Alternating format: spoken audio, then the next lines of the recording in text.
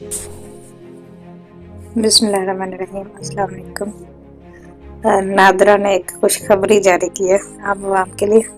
तो ऐसी खबरें आमतौर पर आम आवाम तक पहुंचते पहुंचते टाइम खत्म हो जाता है, ये स्पेसिफिक टाइम के लिए। इसलिए मैंने सोचा कि इस डॉन न्यूज़ के मुश्किल से अखबार की न्यूज़ को आसान अल्फाज में आम लोगों तक पहुंचाने की कोशिश करूं। तो नादरा ने कहा है जी कि पहली दफ़ा जो रजिस्टर्ड होगा आईडी कार्ड बनवाएगा उसके लिए बर्थ सर्टिफिकेट की शर्त ख़त्म कर देगी। इससे पहले बहुत मुश्किल सिचुएशन थी बर्थ सर्टिफिकेट को बनवाना और फिर रजिस्ट्रेशन करवाना, आईडी कार्ड बनवाना एक बहुत बड़ा मसला था एक आम बंदे के लिए। लेकिन अब वो मसला हल हो गया, लेकिन ये सिर्फ और सिर्फ 31 दिसंबर 2026 तक के लिए वैलिड है। उसके बाद अगर कोई बनवाएगा आईडी कार्ड तो फिर दोबारा रजिस्ट्रेशन सर्टिफिकेट ज़रूरी होगा।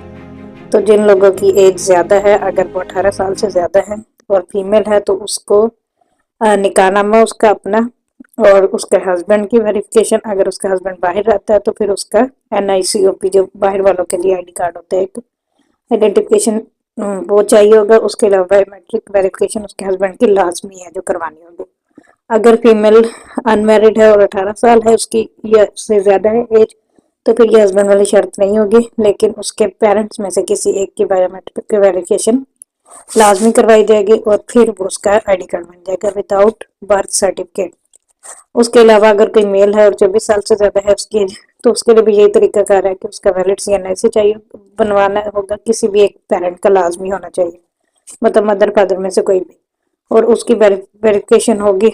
उसके अलावा अगर दोनों पेरेंट्स या फिर हस्बैंड जो फोत हो चुके हैं अगर, लेकिन उनका रिकॉर्ड मौजूद है नादरा में, तो फिर वो एक उनको बायोमेट्रिक की एग्जाम्पशन हासिल होगी, लेकिन उनको एक वो वेरिफिकेशन करवानी होगी, वो जो ऑथराइजेशन होती है ना किसी भी 17 ग्रेड ऑफिसर से, वो फिर करवाएगा।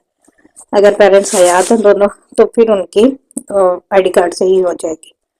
उसके अलावा ये फ्री बनेगा पहला आईडी कार्ड। वो जो पहले इसके आईडी कार्ड बनाने के पैसे लेते थे वो नहीं होंगे।